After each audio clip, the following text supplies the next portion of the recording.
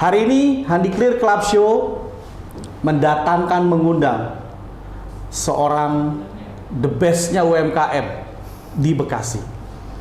Beliau adalah Ketua Bidang Perdagangan Tim Wali Kota untuk percepatan penyelenggaraan pemerintahan dan pembangunan Kota Bekasi.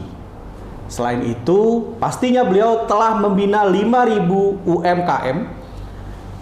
Penghargaannya sudah banyak banget. Nantilah beliau yang ceritain berapa banyak penghargaan yang sudah didapat.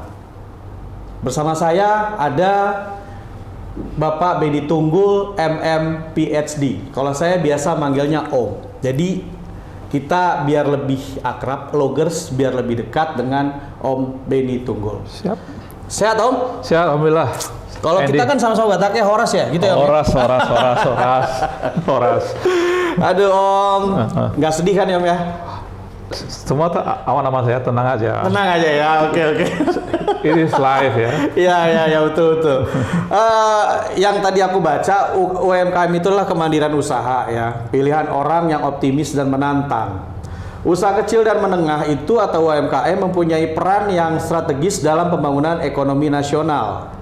Oleh karena itu, selain berperan dalam pertumbuhan ekonomi dan penyerapan tenaga kerja, juga berperan dalam pendistribusian hasil-hasil pembangunan.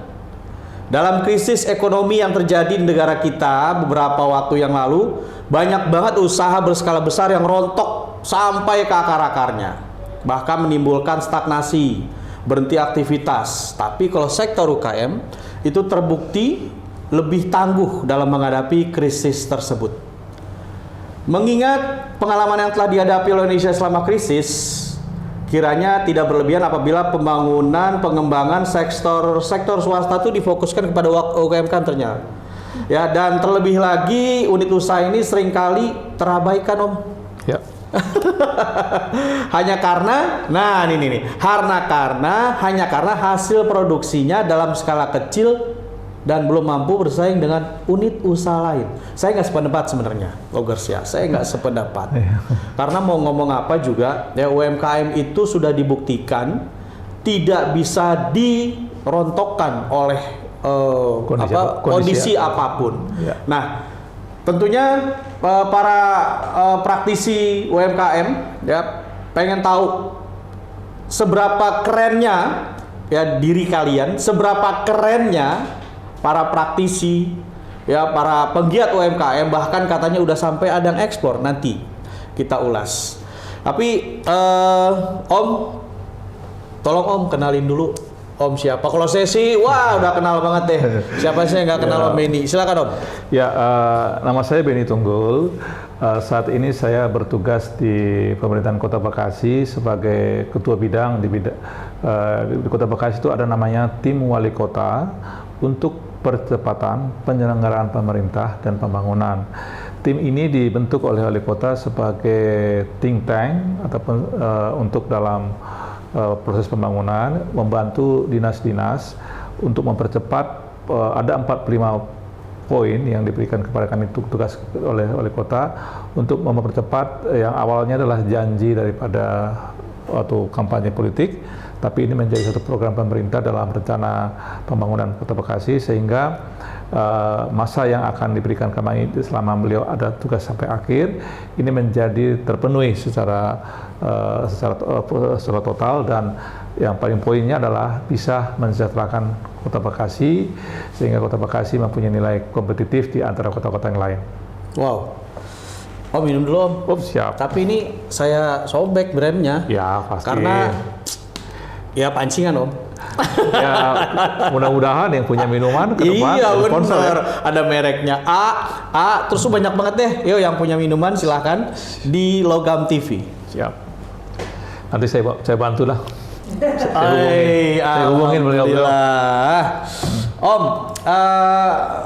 kesejahteraan Kota Bekasi. Bekasi itu sebuah kota terdekat dengan Jakarta, ya. Terdekat dengan Jakarta. Terus belum lama saya dapat informasi bahwa Kota Buton Tengah itu datang ke Bekasi. Keren banget, Buton Tengah datang ke Bekasi. Wow, bangga banget saya jadi warga Bekasi ya. Alhamdulillah semakin terhapus tuh bahwa Bekasi adalah planet ya Om ya. Gimana sih Om kriteria untuk bisa ber-UMKM tuh seperti apa gitu? Ya, kalau kita lihat ya dari kata huruf ya UMKM. Ya. UMKM itu kan kependekan usaha, U-nya itu usaha, M itu mikro, K-nya itu kecil, kemudian menengah. Jadi artinya ini menggambarkan suatu usaha yang mempunyai klasifikasi menengah, kecil ke bawah. Apa yang menjadi kriterianya itu? Ya pertama adalah permodalan. Dulu kan kalau kita mengenal ada usaha kecil itu kan 50 juta ya, ataupun kan ada 200 juta ke kelas ya, akhirnya kelas menengah sampai 500 juta ke atas. Tapi dengan peraturan baru sekarang kan diratakan dengan adanya Ombudsman ini 1 miliar. Nah itu sebagai permodalan. Yang kedua kita melihat dari kapasitas produksi. Nah, jadi kapasitas produksinya tidak sebesar industri besar, karena biasanya UMKM ini kan muncul dari rumahan. Ya, yang artinya makanya ada plesetan mengatakan UMKM itu kan usaha mak-mak kita majuin. Karena kenapa? Karena komunitas UMKM mak kita majuin. Karena komunitasnya UMKM ini kan banyak kan ibu-ibu yang membantu ekonomi keluarga ataupun mungkin mereka yang sudah janda yang untuk supaya bagaimana bisa bertahan. Nah, saya melihat memang salah satu kriteria utama itu adalah di samping modal, produksi, juga kita melihat pasarnya. Biasanya tidak sampai yang mulai meluas ya, misalnya dia masih pasar di sekitar lingkungannya dia, mungkin teman ke teman. Jadi belum masuk ke retail, belum masuk ke ekspor, sehingga mereka menjadikan kegiatan itu mungkin awal iseng-iseng ya, tapi dengan bertahap akhirnya menjadi salah satu usaha yang berkembang. Dari mikro yang saya PKL masuk ke kecil, dari kecil menengah, dan akhirnya ke usaha besar. Jadi itu yang menjadi kita lihat kriterianya UMKM. Nah, yang terutama, yang paling utama adalah manusianya, secara sumber daya manusianya. Kenapa? Jadi awalnya dia bukan menjadi seorang wirausaha, jadi dia hanya sekedar mengisi waktu ya, waste the time aja, ada sekedar hobi. Nah, sekarang bahkan hobi sekarang sudah jadi bisnis. Nah, jadi itulah kriterianya yang menjadi gambaran utama daripada apa itu UMKM. Oke. Transformasi UMKM tadi, tapi bukan usaha mak-mak kita majuin, bukan ya. Transformasi UMKM rumahan, go export, go digital. Ya. Sekeren apa tuh Om mau dibuat UMKM ini? Ya. Begini, kalau transformasi kan bisa kita artikan satu perubahan ya, baik secara gradual ataupun secara radikal gitu ya. Karena apa saya katakan itu? Karena pertumbuhan usaha itu sangat tergantung bagaimana effort atau usaha orang itu sendiri dalam mengembangkan pasarnya, mengembangkan modifikasi produknya, sehingga dari produk yang tadinya bungkus koran, kemudian plastik yang transparan, sekarang menjadi plastik yang keren gitu kan, dan kemudian dari pasar yang tadi hanya teman masuk kepada retail. Nah itu kenapa kita perlukan sekarang ini, apalagi dengan ada pandemik ini, komunikasi manusia kan tidak bisa lagi interaktif tatap muka, tapi sudah melalui penggunaan online, sehingga peluang ini menjadi peluang pertumbuhan untuk pertumbuhan dan pengembangan pasar ya, sehingga sekarang hampir semua UMKM dipaksa, bahkan kita juga melihat pelajar-pelajar dipaksa untuk menggunakan platform-platform yang ada, atau marketplace ataupun medsos. Nah, ini yang kami lakukan terus pembinaan kepada UMKM supaya mereka merubah sekarang sistem atau mekanisme pasar mereka, jadi jangan lagi bersifat offline ataupun konvensional, tapi sudah masuk ke digital marketing. Dan alhamdulillah Kota Bekasi itu bersama dengan Telkom sudah mempunyai satu marketplace dengan membangun salah satu marketplace namanya Allsamart. Nah, Allsamart ini adalah salah satu komunitas UMKM yang dimana mereka merupakan komunitas digital marketing, memasukkan semua produk-produk daripada UMKM Kota Bekasi dalam satu marketplace yang dibina oleh Telkom, dan ini merupakan program Kementerian BUMN disebut dengan pasar digital padi, di mana nanti para BUMN ini membeli produk mereka secara kaptif melalui pasar digital ini. Nah, sehingga Kota Bekasi dengan sendirinya sudah terbangun satu sistem pasar digital ataupun marketplace yang dimana punya pasar kaptif. Nah, ini jadi artinya bukan lagi seperti yang marketplace yang bebas, ataupun mereka juga bisa melakukan di marketplace yang lain. Itu artinya supaya peluang pasar itu makin meluas ya. Nah, ini saya melihat bahwa kita harus lakukan satu transformasi, ada 3. Pertama, pasti kita bicara transformasi pasar. Yang kedua adalah transformasi secara perilaku dan pola pikir. Karena kita tahu boro-boro bermain dengan aplikasi. Mak-mak kan tahunya hanya 2. Betul. WA atau SMS, ya, atau mungkin ya bergunjing melalui handphone. Nah, tapi sekarang kita arahkan mereka kepada dunia bisnis yang lebih ke teknologi. Nah, yang ketiga, sehingga mereka lebih kompetitif. Kenapa? Ketika mereka menampilkan produk, mereka harus yang the best kan. Nggak mungkin orang lihat gambar yang sembarang saja. Gitu. Betul sekali. Jadi artinya mereka kita arahkan lebih kreatif, lebih inovatif gitu. Untuk mengarah ke sana kayak tadi itu membentuk satu captive market yang bagus, terus ngajak Telkom, berat nggak Om awalnya? Seberat apa? Sebenarnya tidak. Kayak Dilan nggak? Enggak, tidak. Tidak, karena itu kan program pemerintah. Kita hanya menangkap peluang yang ada, sehingga kita mengawinkan UMKM dengan jadi satu komunitas. Dan ini disupport ya. Disupport oleh Telkom, karena kita tahu sekarang ini kan seperti tadi yang pada preface tadi ya, pada pembukaannya Hendy kan mengatakan UMKM ini bukan saja menjadi guru ekonomi bangsa Indonesia, tapi menjadi pahlawan.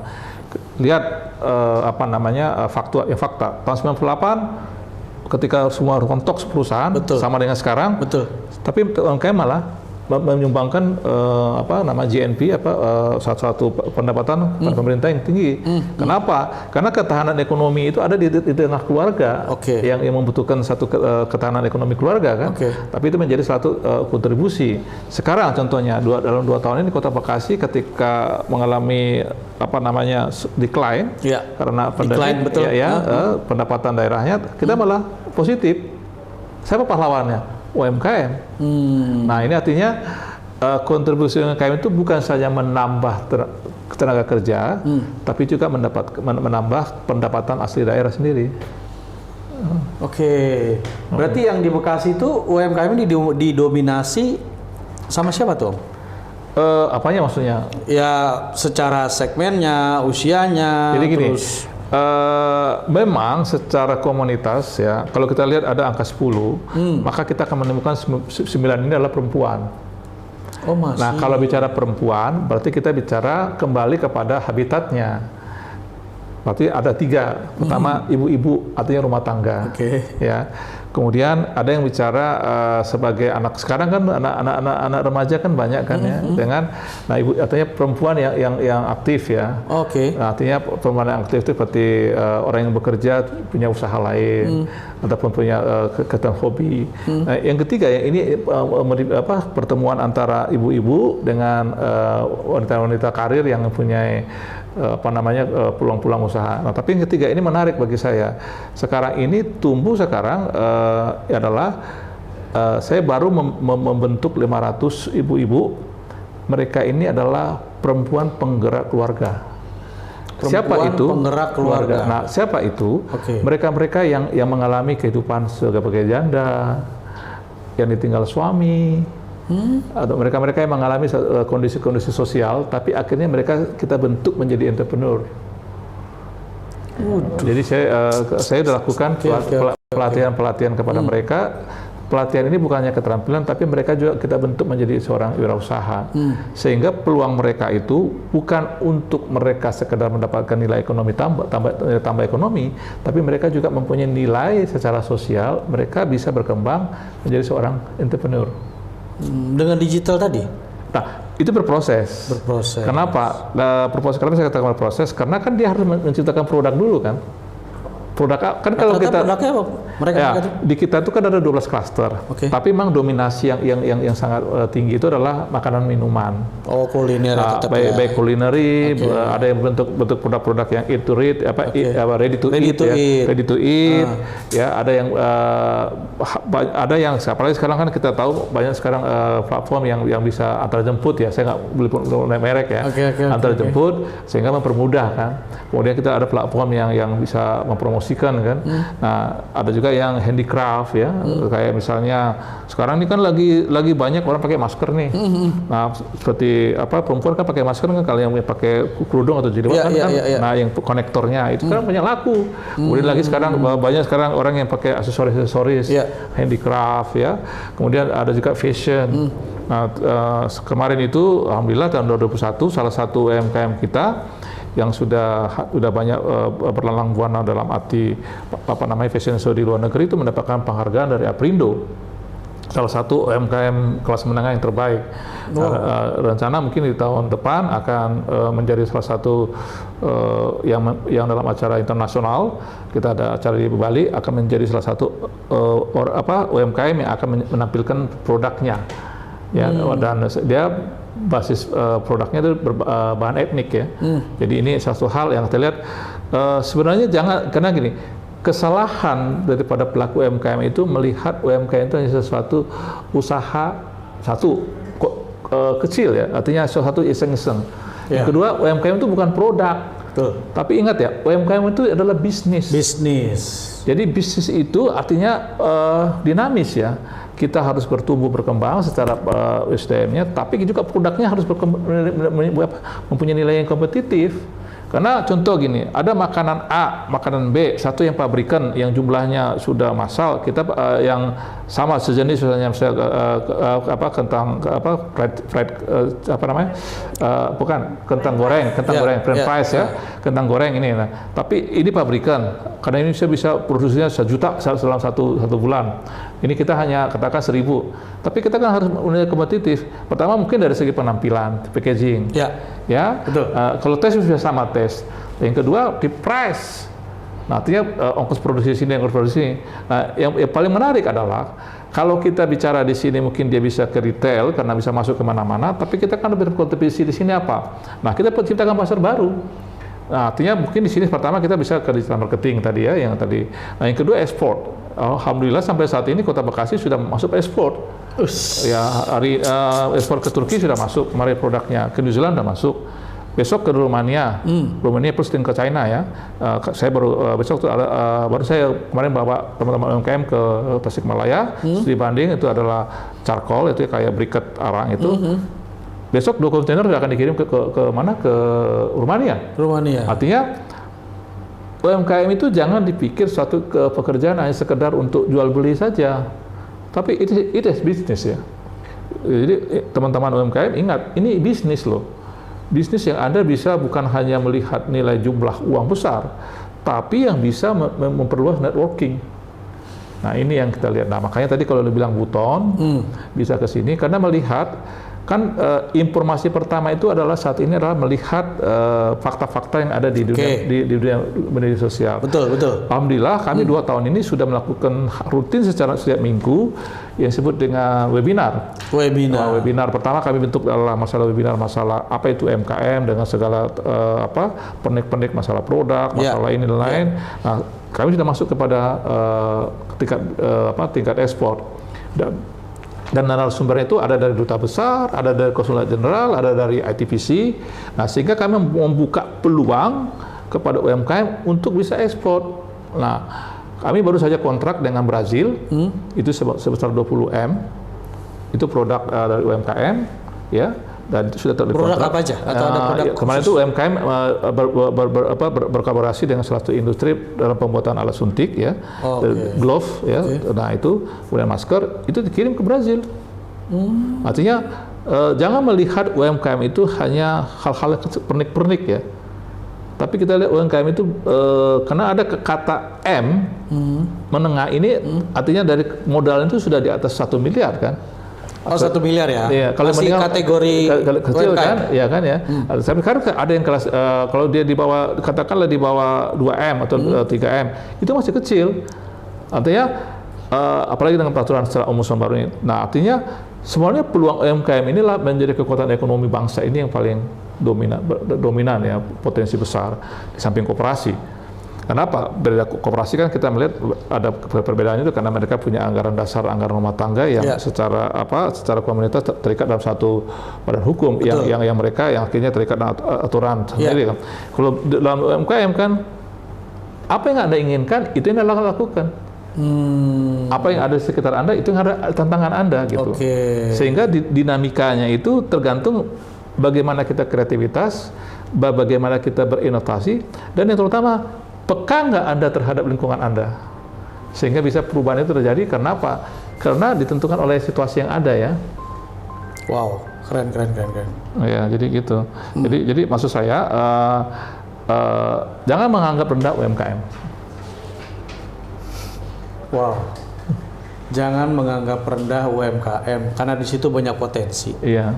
Bekasi potensi yang bisa digarap ya. Apa aja, Om? Ya, kita tahu dengan berdirinya tahun 97 Kota Bekasi inilah kan kota perdagangan dan jasa. Tadi dikatakan oleh Hendy kan Bekasi berbatasan dengan Jakarta kan. Yes, Jakarta. Kalau bahasa kerennya buffer zone kan. Yeah. Nah, tapi ada satu hal yang kita lihat, Kota Bekasi ini adalah kota metropolis. Artinya perubahan yang ada di Jakarta itu secara langsung mau nggak mau berimbas. Berimbas, pengaruh. Betul. Nah, artinya segala yang ada, segala yang ada di Jakarta sama dengan di sini. Tergantung bagaimana mau nggak orang yang melakukan. Nah, saya katakan tadi ada 12 klaster. Sekarang fashion di Indonesia, fashion di Kota Bekasi itu sudah punya nilai kompetisi secara internasional. Batiknya gimana, Om? Nah, batik. Maju nggak? Nah, batik Bekasi itu punya motif sendiri. Ada mempunyai, kalau nggak salah ada 12 pakem. Nah, memang masalahnya industri Bekasi di Kota Bekasi batik ini belum begitu bertumbuh karena pertama pasar yang ada itu kan bersaing dengan pasar yang sudah mapan, yang sudah duluan. Nah, kemarin saya ada mendirikan namanya Debagasasi, tempat pusat batik Bekasi. Memang karena pandemik akhirnya terjadi suatu perubahan yang cukup itu. Tapi alhamdulillah di Kota Bekasi Pemkot itu kan mewajibkan semua sekolah di Pemda itu setiap hari Kamis kan batik Bekasi. Dan sekarang ini batik Bekasi sudah mulai menanjak naik sekarang pasarnya. Nah, bahkan kami mewajibkan kepada semua instansi sekarang menggunakan batik Bekasi. Poinnya sebenarnya di samping kita meningkatkan UMKM dalam arti fashion, dalam arti batik, tapi kita ingin menciptakan, mencintai kearifan lokal sendiri. Karena ada pakam-pakam yang kita bikin di dalam batik itu merupakan karakteristik daripada Kota Bekasi. Ya berarti artinya kearifan lokal ini benar-benar digalakan ya. Kalaupun UMKM itu yang tadi Om ceritain sudah lebih keren, lebih bagus, itu memang murni original produk ide dari orang-orang Bekasi atau tadi dia mengkopas?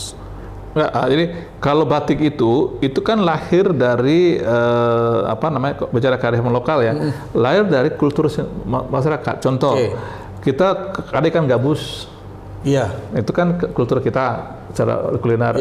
Ada kecapi, itu kan kultur kita. Ada bambu, itu motifnya. Ada rumah Betawi, itu motifnya. Jadi semua lahir dari kultur daripada masyarakat Kota Bekasi, sehingga itu nanti termanifestasi dalam bentuk model atau desain. Nah, sekarang kita sudah di tahun 2019 pernah melakukan Bekasi Fashion Show di Summarecon yang dihadiri oleh dari Malaysia, dari Brunei. Nah, situ kita menampilkan semua fashion bermotif batik Bekasi.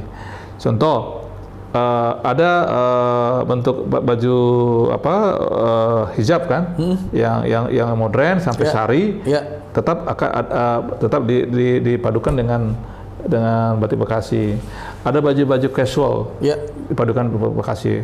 Nah baru saja kemarin beberapa bulan yang lalu dalam hari rangka ulang tahun Bekasi kita lakukan fashion show di tahun 2021 ini di salah satu tempat itu juga. Jadi tetap temanya itu base temanya itu adalah batik Bekasi.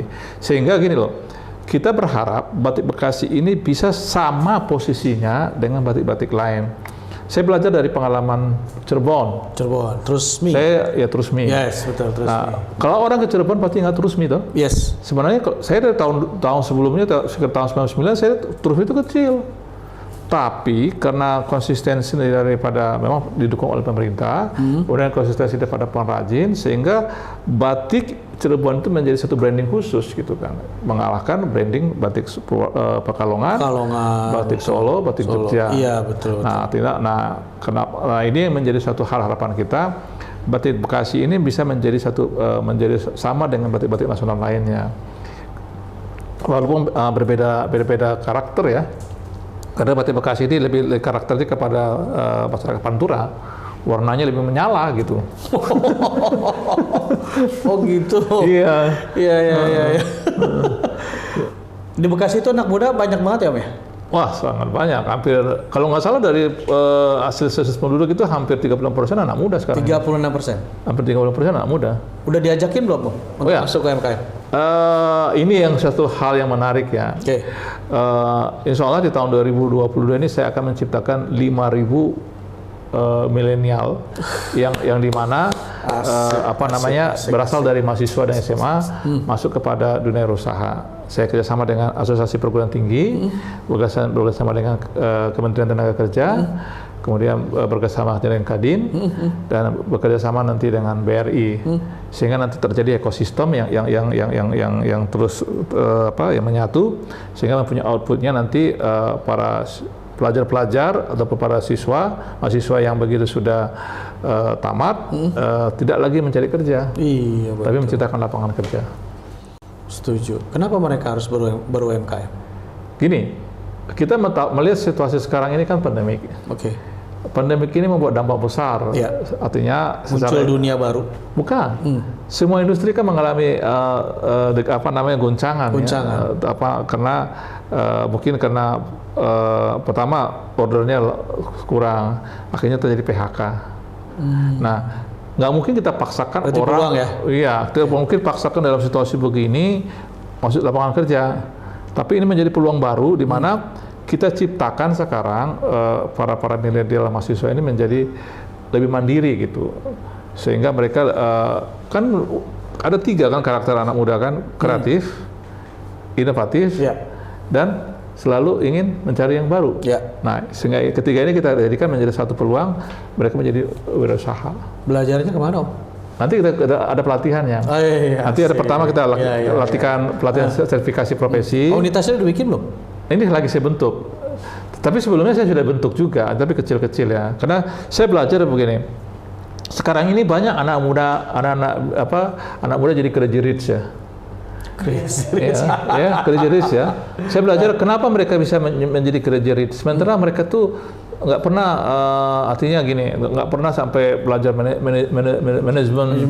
Sementara mereka masih belum sampai selesai kuliah. Betul. Artinya mereka belum bisa belum pernah menjadi direktur atau manajer. Tapi mereka bisa crazy rich. Saya lihat begini, mereka tanggap, tanda kutip tanggap, melihat peluang yang ada. Yaitu apa? Dunia digital sekarang ini. Nah, sehingga nanti peluang-peluang ini membuat mereka berubah menjadi bukan karena gila uang atau gila sesuatu, tapi mereka berubah lebih kepada ketekunan, ya, kesungguhan. Dan ini yang paling menarik, mereka berkompetisi. Ini memang kita dorong sehingga mereka bisa punya modal. Pertama, modal secara sertifikasi adalah profesi. Pengakuan secara profesi itu ada. Yang kedua, mereka mempunyai kemampuan entrepreneur. Dan yang ketiga, mereka punya network. Itu. Oke. Itu. Saya nonton salah satu konten YouTube. Keren banget, Om. Omongan-omongannya. Jadi ada history yesterday, ada history tomorrow. Terus sekarang ini sudah tercipta yang namanya Battlefield. Betul. Ya, Battlefield. Terus, nah, Om tadi kan ngomong seperti itu nih. Ternyata History Tomorrow itu memang besar peluangnya. History Tomorrow tuh ya ini anak-anak milenial tadi gitu, yang mereka punya kekuatan ingin bertransformasi. Betul. Itu bertransformasi. Nah, ketika ada kondisi itu yang namanya perubahan, Bekasi ini suburban ya jatuhnya ya. Iya. Suburban ya.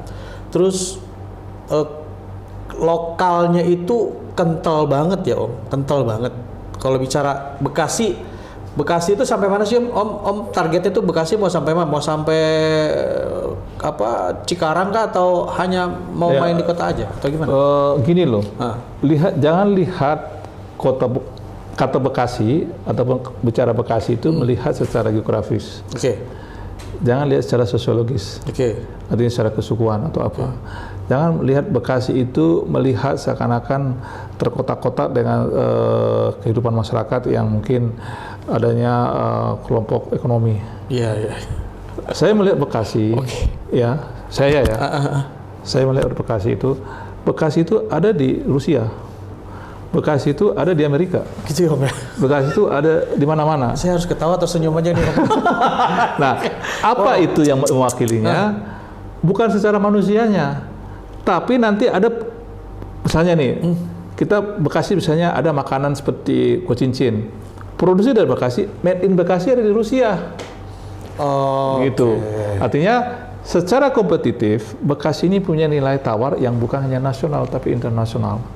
Nah, sehingga kita harus merubah secara sosial, ya, secara ekonomi, struktur masyarakat ini bertransformasi dengan bahwa kota Bekasi ini harusnya mempunyai nilai yang berbeda dengan kota lain.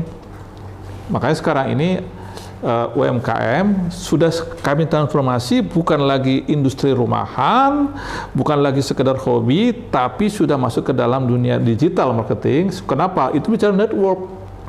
Bukan hanya pasar Indonesia, tapi sudah pasar luar negeri. Nah, digital marketing juga bukan berarti dia bisa hanya berbahasa Betawi, bahasa Bekasi gitu ya, gitu ya. Tapi sekarang sudah bicara go internasional, ya kan? Artinya berbahasa itu sudah bukan lagi sudah international language ya kan? Nah, artinya secara perilaku sudah berubah.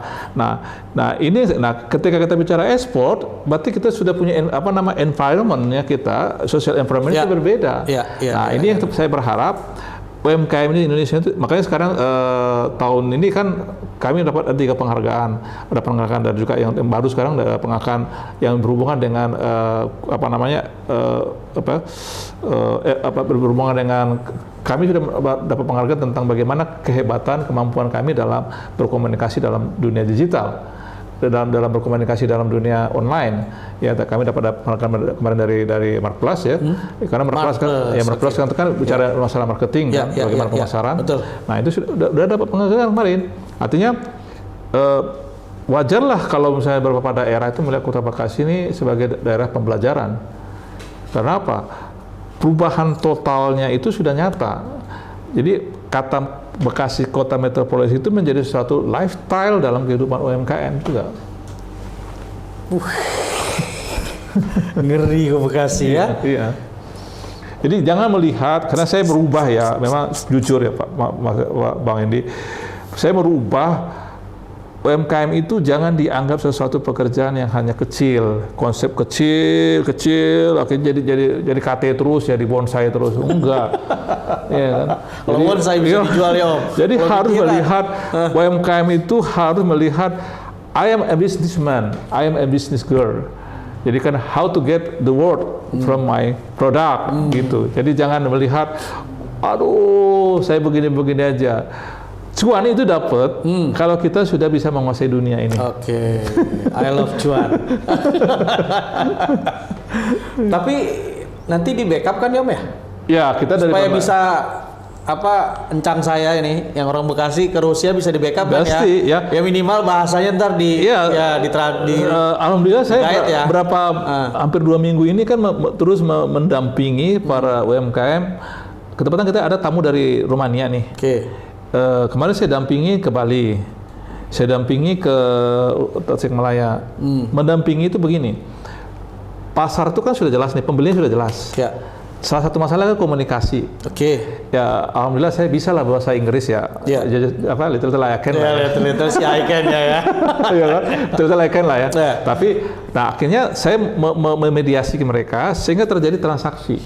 Sama dengan Brazil kemarin, ya. Jadi, nah artinya saya sebagai mewakili pemerintah Kota Bekasi membuka selebar-lebarnya semua UMKM itu bukan saja berkomunikasi, bukan saja arti pembinaan, tapi membuka bagaimana mereka bisa mengembangkan pasar.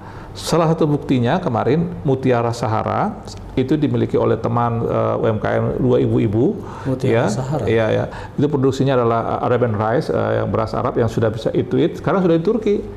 Kalau misalnya saya ajak ke Turki, saya tunjukin ini tokonya udah jual di Turki. Artinya satu hal itu salah satu peluang bahwa UMKM itu bisa bersaing bukan hanya tingkat nasional, bukan tingkat Bekasi, Jawa Barat, bukan tapi internasional.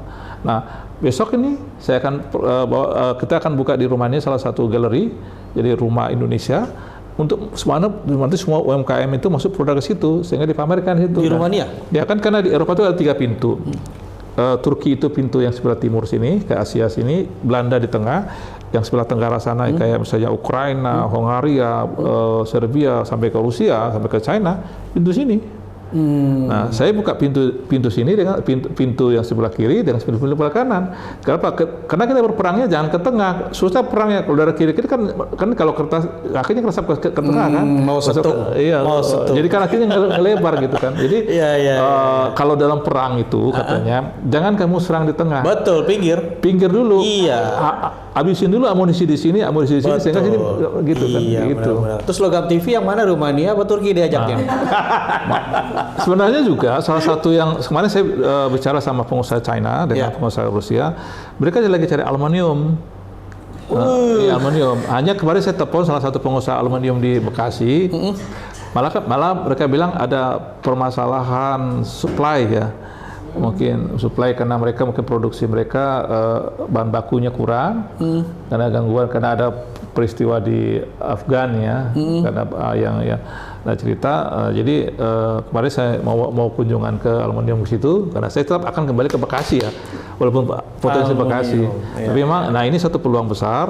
Artinya apapun yang ada potensi di wilayah Kota Bekasi ini menjadi potensi yang cukup bagus untuk dikembangkan pasarnya. Baik itu dari industri kecil, menengah, sampai besar. Jadi artinya bagaimana Kota Bekasi ini tadi dikatakan satu planet lain, bukan jadi planet lain, tapi menjadi planet yang idaman. Iya, betul. Karena sini banyak harapan tuh, ada harapan baru. Ya, harapan jaya. Sampai ujung harapan kan. Harapan indah ya. Ya, Bekasi go digital, Bekasi go ekspor. Iya. Om, di 12 tadi itu yang Om sebutin ada nggak sih industri kreatif, konten kreator tuh di dalamnya ada nggak tadi? Yang 12? Oh iya, kan ada ya? Dalam ekonomi kreatif itu ada 17 segmen ya. Ya. Seperti contohnya katakanlah sekarang ini kan lagi bertumbuh yang disebut dengan e-sport ya. E-sport. Ya, anak-anak muda sekarang kan mencari uang sekarang melalui e-sport. Betul. Itu ada komunitasnya di kita. Kemudian juga fotografi ada ya. Walaupun sekarang jujur saja dalam dunia industri wisata sekarang ini salah satu indikator industri wisata ini mengalami decline ya. Ada seperti beginilah. Saya juga melihat mengapa sekarang orang banyak menjadi YouTuber, banyak menjadi selebgram, karena di peluang. Dan ini saya lihat, saya punya contoh putri saya sendiri. Kemarin saya dikasih uang, melihat, saya tahu uang dari mana, karena dia sekarang menjadi selebgram gitu. Artinya itu menjadi satu hal pertumbuhan Saya senangnya ya itu dunianya ya. Dunia sekarang kan dunia digital.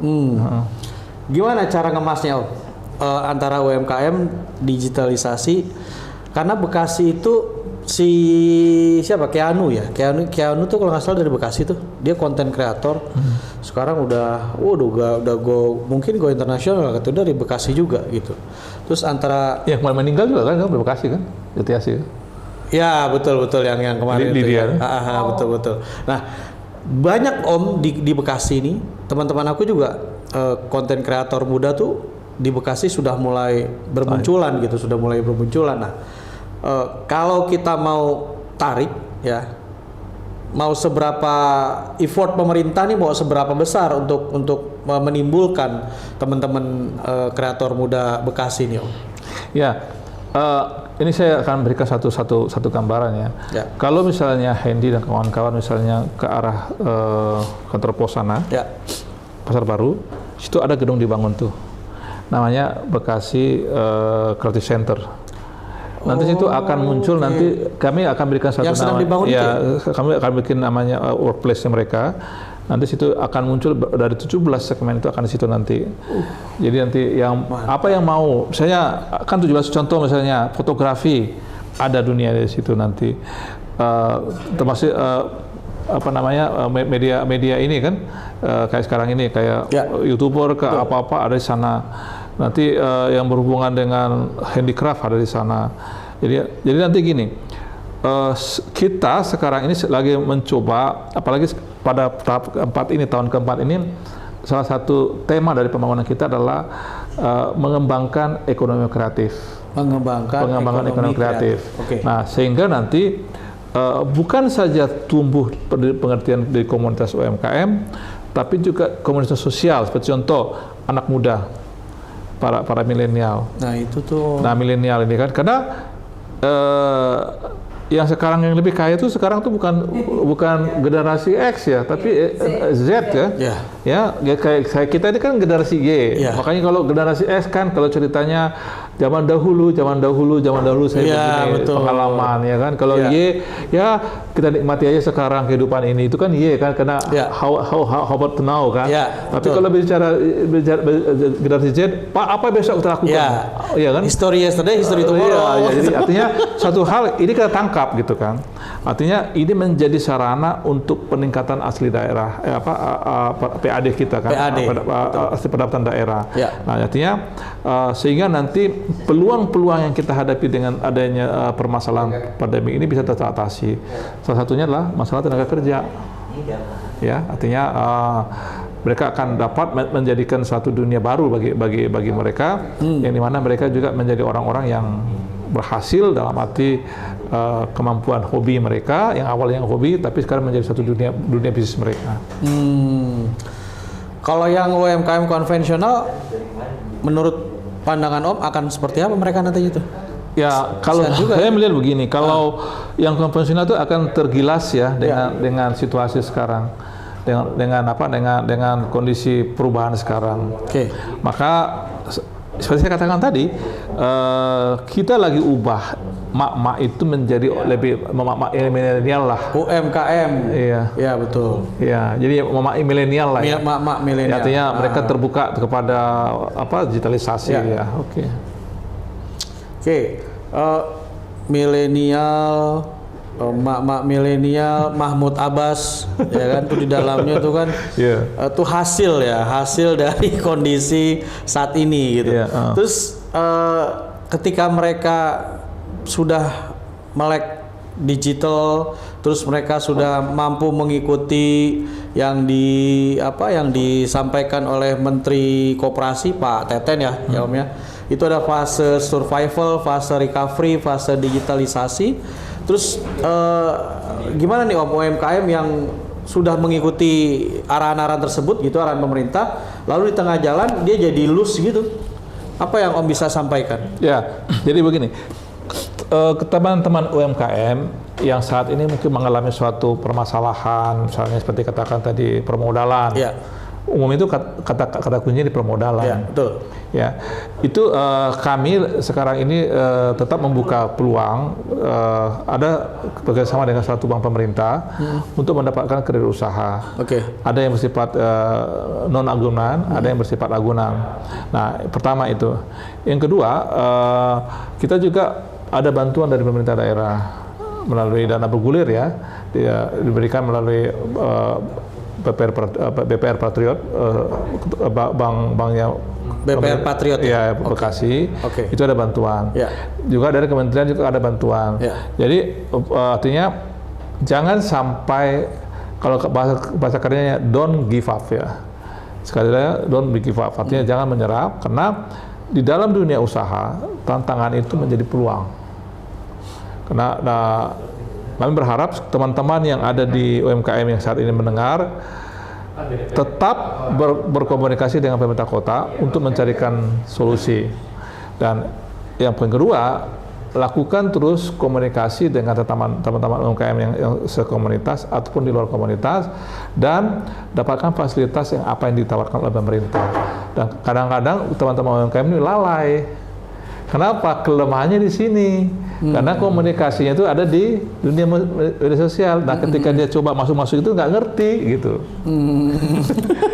Karena kan nggak bersifat lagi offline kan. Iya. Jadi nggak pengumuman, halo, dulu radio, ya kan, TV. Betul, iya. Sekarang kan on hand semua. Oke, betul. Jadi artinya dapatkan komunikasi. Karena sekarang contoh, pemungutan halal sudah gratis. Tahun ini kita targetkan 500 PRT. Sudah karena ini kami sudah melakukan 500 UMKM yang kelas makan minuman mendapatkan sertifikasi PRT ya. Nanti akhirnya ke halal kan. Ya. Nah, ini kami berharap, makanya sekarang harus terbuka kepada komunikasi. Jangan buang waktu Anda dengan hanya bergunjing, bergosip. Kalaupun bergunjing ya tentang produk lah ya. Tapi tentang si Anu tuh hebat tuh gimana sih caranya gitu ya. Ya kan bergunjing dalam arti brainstorming boleh lah. Oke. Brainstorming atau si A tuh ibu tadi saya Mutiara. Ya udah salah. Mutiara Sarah tuh keren banget, gimana sih caranya gitu, nggak apa-apa lah. Iya, ya. berkomunikasi mereka yang sukses. Jadi lihat mereka yang sukses, apa sih rahasianya kok bisa gitu betul. Ya. Apa yang bisa kita pelajari gitu. Iya. Clear berarti Om ya, clear. UMKM itu saat ini Bekasi memang sudah masuk ke tahap go digital dan go export. Gitu. Kalau boleh disampaikan, ketika lulus tadi, jangan pernah mengubah target, tapi ubahlah caranya gitu. Yeah. Target mah tetap itu, tapi gimana caranya mengubah? Introspeksi lah ya. Betul sekali. Terus ada bahasa lagi, batu bergulir itu tidak akan ada lumutnya. Iya. Jadi ketika masih belum berhasil ya coba lagi gitu. Karena batu bergulir itu tidak akan pernah dilumuti. Artinya lumut itu ya rezeki, network dan lain-lain. Rolling Stone, gather no moss, gitulah lebih kurang. Bukan Rolling Stone begini tuh ya? Ya, Rolling Stone. Iya. Ya, Handi Clear Club Show di Logam TV Loggers akan terus memberikan, menyampaikan, menyajikan narasumber-narasumber yang memang sudah clear di bidangnya, yang memang sudah clear dalam konsep-konsepnya. Ya. Tadi Anda semua loggers sudah menyimak bagaimana UMKM di Bekasi bersama dengan Bapak Benny Tunggul MM PhD. Tetap di Logam TV, jangan lupa like, subscribe, comment, and share. Karena ketika Anda melakukan itu, berarti Logam TV akan tetap eksis. Tetap dengan saya, Handi Nasution, Benny Tunggul di Handi Clear Club Show Logam TV. Pas banget. Pas banget. Assalamualaikum, merdeka. Merdeka, salam.